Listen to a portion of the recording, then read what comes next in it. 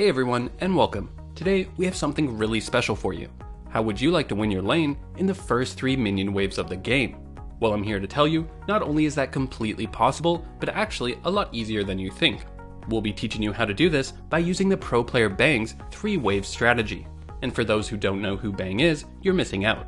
He used to play for the world-renowned Korean team SKT T1 before coming to North America. And currently, he's actually the #1 ranked AD carry on the North American solo queue ladder. So if there's anyone who puts the carry into AD carry, it's this guy. Also, make sure to watch this video until the end, because we even included a bonus tip of how to first blood an enemy Leona. Yes, that's right, not only are you going to learn how to completely stomp your lane, but also how to first blood one of the most powerful and popular supports at the moment. Alright, enough hype, let's jump straight into it and learn Bang's 3-wave win lane strategy. So let's start with an overview of our missions. Don't worry if you have questions, as I promise you we'll be breaking down these missions in more detail as the guide progresses. Each mission will actually be tied to their respective minion wave, making things really simple. The first mission is executed on the first wave, and is to establish a minion advantage. As Bang heads into lane as Aphelios, he clears the first 3 melee minions, and Vayne does the same. Okay, now they're both even in minions, so we haven't accomplished the first mission yet. He then focuses down auto attacks on the caster minions, spreading out the damage, but not actually killing them. This is a high level technique you'll be learning later, so keep it in the back of your mind. During this time, notice how Vayne didn't damage the minions. This is how Aphelios establishes a minion lead. Once the second minion wave arrives, when we count the minions, he has 3 melees and 5 casters compared to the enemy minion wave that has 3 melees and 3 casters. So he's actually ahead 2 caster minions and has accomplished the first mission of establishing a minion advantage. With the second wave arriving, this leads into your second mission, slow push the wave. Some of you may be wondering, what exactly do we mean by a slow push? Well, in League of Legends, you have 2 kinds of pushes, a slow push and a hard push. A hard push is when you use all of your abilities, constantly auto attack, and push the minions as fast as humanly possible into the enemy's tower. A slow push is the exact opposite, where we build a small minion lead and then stop damaging the minions except to last hit them. The small minion lead will do the pushing for us, but very, very slowly. And you're about to learn why slow pushing can be so valuable. So Bang follows mission 2, slow pushing the wave, and making sure only to last hit now that he has the minion lead. Some of you may be wondering, okay, why is the enemy Vayne standing so far back? Keep in mind, this is the highest level of solo queue. Since Aphelios has the minion advantage, it means he's going to hit level 2 first. Specifically, off this melee minion. If Vayne tries to move up while Aphelios has the early minion advantage, then she'll fall into a very basic level 2 trap. Aphelios and Braum will spike level 2 on them while they're pushed up and still level 1, and immediately go aggressive, possibly all-inning Vayne. And that's just another amazing thing about this 3-wave strategy. It always opens you up to use this level 2 all-in on a less skilled opponent. Now, again, despite Aphelios and Braum being level 2, while Vayne and Nautilus are level 1, you still need to follow mission 2, slow push. It's not until the third minion wave arrives do we enter into mission 3, crash the wave into the tower. Notice how Aphelios is now focusing auto attacks and abilities onto the minion wave. You want to change from slow pushing to hard pushing now, so you can crash the wave into the tower. So he quickly kills the enemy minions, and look at what we're left with. Aphelios has created an absolutely massive minion wave of his own. This is what you're looking to accomplish by following these 3 missions. Great, but you're probably wondering, Vayne is still full health, how in the world does this strategy win me my lane? Well, it's with this big wave that you deliver the killing blow. I want you to take note of 2 things that are extremely important. Number 1, how Aphelios focuses on the tower first. This is because the tower is currently focusing the melee minion and then the siege minion after. These types of minions are closer to the enemy's tower, so Vayne can last hit them at a safer distance. Trying to harass Vayne at this point will put him too far into the enemy's tower and cause him to take tower shots. However, once these minions are dead, and the only thing that's left are the caster minions, that's when you now want to focus on landing as much harass as you can on the enemy AD carry. This works due to the fact that the caster minions are ranged and much further away from the tower. This causes Vayne to have to move up more, letting us auto-attack her safely outside of the enemy's tower range. This forces Vayne into 2 losing scenarios: either go for the last hits on the caster minions but take a ton of damage in the process, or stay back to avoid taking damage but give up the gold from the minions. And it's really that simple. By harassing Vayne at the end of mission 3, she now has half health and is going to have to use her health potion. Aphelios is now ahead in health, sustain, and due to forcing Vayne have to last hit under tower, which is inherently difficult, is also ahead 6 minions. It's not even 4 minutes into the game, and he's already won his lane. Some of you may be thinking though, hey, he didn't win lane, where's the double kill? But League is much more than just kills. A health potion is worth 50 gold, and 6 minions is equal to a minion wave, which on average is worth 125 gold. so Bang has now earned himself a 175 gold lead while also keeping the enemy lower in health, which makes it difficult for them to fight back in lane, and with no sustain, makes any continued harass even more effective. Most importantly though, was how safe and consistent this strategy was. He barely even fought the opponent, and at no point were they able to fight back. Let's jump into another replay of this being used, but this time it's being executed against Bang. That's right, even the rank 180 carry can fall victim to this strategy, showing just how potent it can be. Bang is playing Syndra with Leona, and the enemy is on Senna and Tahm Kench. So Senna will be following mission 1, heading into the lane, establish a minion advantage. We saw in the first replay how Bang was able to achieve this by simply out-damaging the minions on the first wave. In this case, the Senna uses a more high-level tactic, but still accomplishes the same goal. Bang and Leona are stuck having to leash for their jungler at red. In the meantime, Senna and Tahm Kench don't have to leash, so they get to lane early. When this dynamic occurs, it opens you up to use a really strong tactic if you have the stronger level 1. Just look how far the Senna and Tahm Kench are positioned in lane. They are preventing the enemy Syndra and Leona from being able to actually enter the lane. By positioning so far up, they're actually out of range of the enemy minions aggro, and with a stronger level 1, they can easily win any 2v2 trades. The main goal though was to delay Syndra's ability to push the wave with her Q spell, which does AoE damage. So they zone Syndra and Leona temporarily, and then move back to lane as normal, the benefit being that Syndra wasn't able to get a minion advantage by spamming her Q. And we're going to see how they're able to accomplish the 3-wave strategy and execute all 3 missions, but in a slightly different way. As the melees die in the first wave, take note of the minions. Senna is ahead 2 melee minions currently, and so she's accomplishing mission 1, establish a minion advantage. We then see Syndra use her Q ability to last hit the minions. With Syndra's Q on cooldown, all she has left is her auto attacks, and as an ability powered champion, they don't do that much damage. Compare this to Senna, who has her Q up, and who is an attack damage champion, and so whose auto attacks do even more damage. This is why Senna suddenly turns on the aggression, taking advantage of this timing window while Syndra's Q is on cooldown to further zone the enemy. And what do we see at the end of this? Senna has 3 caster minions to the enemy's 2. She's ahead 1 minion, and it's accomplished mission 1. So as the second minion wave arrives, she transitions into mission 2, and what is this mission? To slow push the wave. Slow pushing the wave means only last hitting the minions and letting our minion advantage do the pushing for us. In the first replay, we saw Bang not really do anything during this time, just letting the second wave slow push. However, in this instance, we see a matchup where Senna and Tahm Kench have a much stronger level 1 than Syndra and Leona, so they use this time to try and trade aggressively on the opponent. Some of you may be thinking that this is a bit crazy, as they're super pushed up and have drawn minion aggro. Here's the thing, it doesn't really matter if they lose the trade or go even, since remember, due to their minion advantage, they're going to hit level 2 first. So they're guaranteed to have a huge buffer period in a moment where they'll be a level up, and the enemy won't be able to do anything anyways. After trading, we see Senna follow mission 2, slow pushing and only last hitting. And what do we accomplish by doing this? We get the tried and true level 2 spike while the opponent is still level 1. Syndra and Leona have to stay far back, unable to fight due to the level difference. Again, in your elo, a lot of players won't realize this and will overextend in this moment, leaving you open to all in them with your level advantage.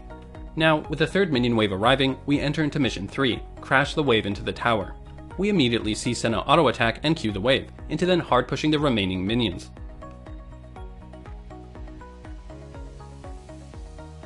Awesome, and now with the enemy's third minion wave dead, a giant wave of our own crashes into the tower. As always, we first focus the tower while our melee minions are alive. But then once only the caster minions remain, we look to harass the opponent. Hold on though, it doesn't look like Senna is landing a lot of harass on the enemy during this moment. And that happens sometimes and is perfectly okay. Syndra is a much safer and higher range champion than most AD carries, and so can be difficult to harass under tower. Compare this to the Vayne from before, whose auto attack range is 550. Syndra in comparison can use her Q to last hit, which has a range of 980.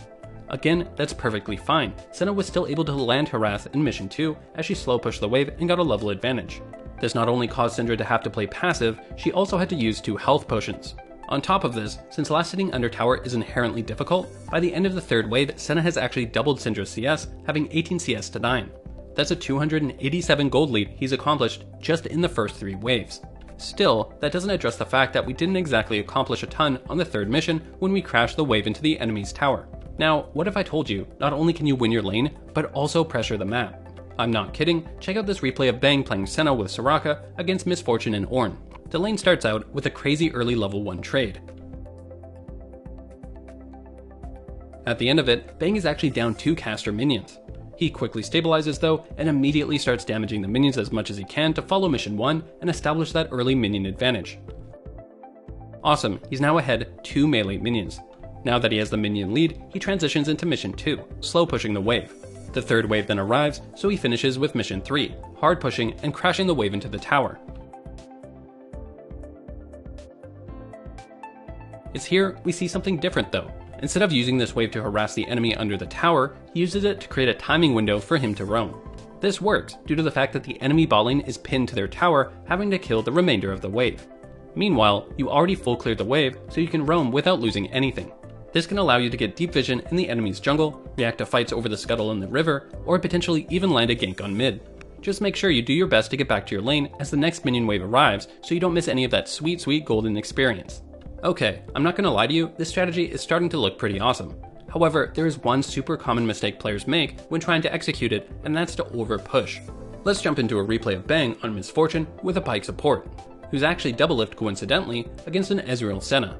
The lane starts out with Pyke landing a Q on Ezreal and both bot lanes trading some damage onto each other.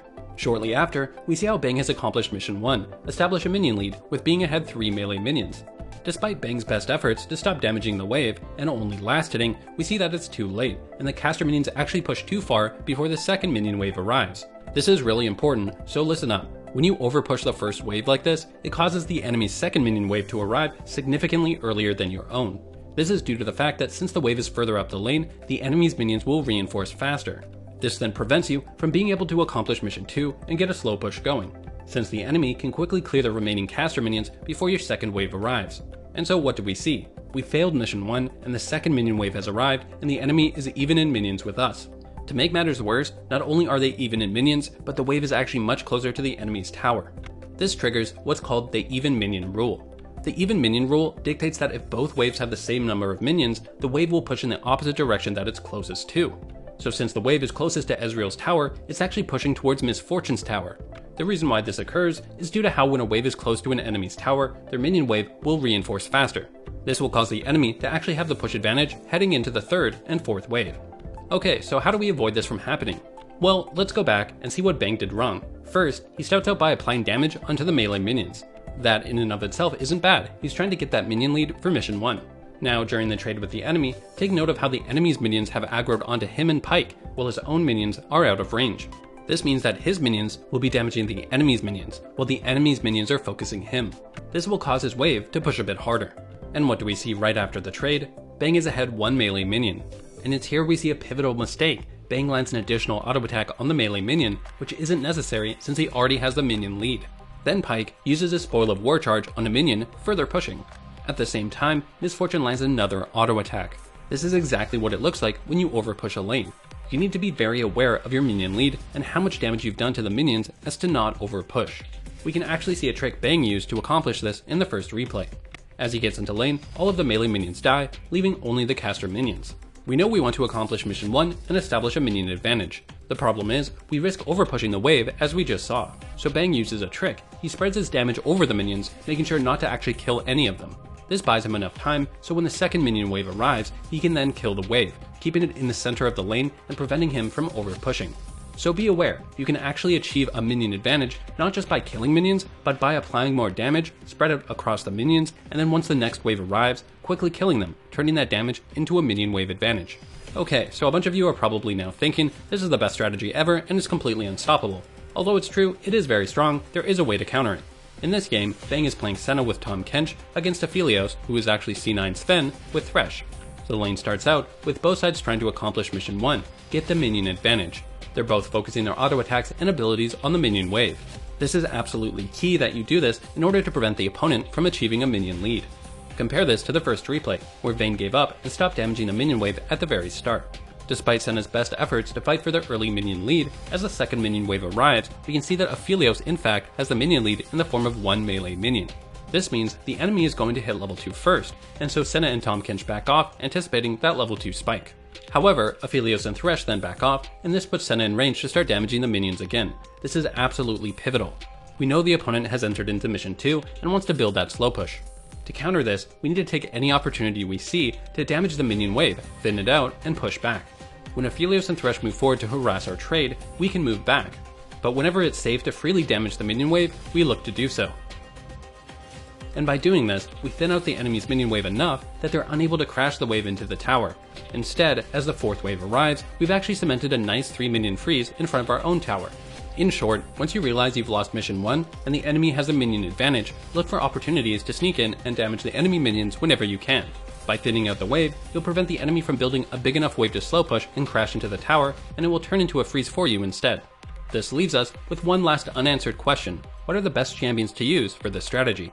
You definitely want 2 ranged champions that have poke or crowd control. For example, in this game Senna and Thresh are both ranged champions. Senna has poke with her Q and crowd control with her W. Thresh has poke with his ranged auto attacks and crowd control with his own Q. They quickly accomplish mission 1, getting the minion lead, and then transition into mission 2 and slow push the wave. While all of this happens, they're able to use their range advantage to land a ton of harass. Then, as they enter mission 3 and crash the wave, Thresh lands a hook, Senna follows up with her W, and they get a free kill on Leona. So the best AD carries to use with a strategy are going to be ones with high range or harass abilities. Ashe, Caitlyn, Senna, Varus, and Jinx all have high auto attack ranges while also having abilities that can poke from a distance. Sivir and Ezreal can also be good choices, although lacking in auto attack range, they have great push and poke with their abilities. Examples of bad AD carries would be Vayne, Lucian, Kai'Sa, and Draven, that either have low attack range, lack abilities to harass from range, or a combination of them both. Keep in mind, this doesn't mean the strategy won't work on them. To be absolutely clear, the strategy can work on any combination of champions, it's just going to be less effective. For supports, you're again looking for high range and harass. Thresh, Vel'Koz, Zyra, Soraka, Nami, Karma, Lulu, Yuumi, Sona, Morgana, Janna, Lux all will excel with this strategy. Whereas melee champions with no ranged harass will be much worse, most notably Leona and Alistar. If you're playing a melee engaged support, then you're probably better off implementing a roam off the 3rd wave like we covered earlier in this guide. Okay, congratulations to all of you who have stayed until the end, and as promised, we have a bonus tip on how to counter Leona, one of the most popular and OP champions on the current patch. So you want to first start by implementing the counter strategy we taught you earlier.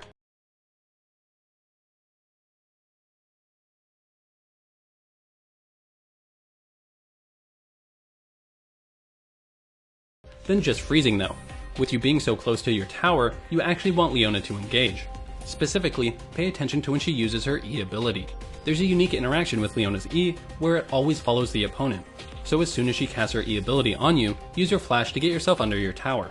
Due to how Leona's E works, she'll follow you, resulting with her now under your tower taking turret shots, making for an easy kill.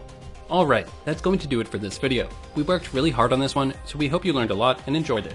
If you have any questions, leave a comment below. I'm Hexadecimal, signing off, and as always, good luck and have fun on Summoner's Rift.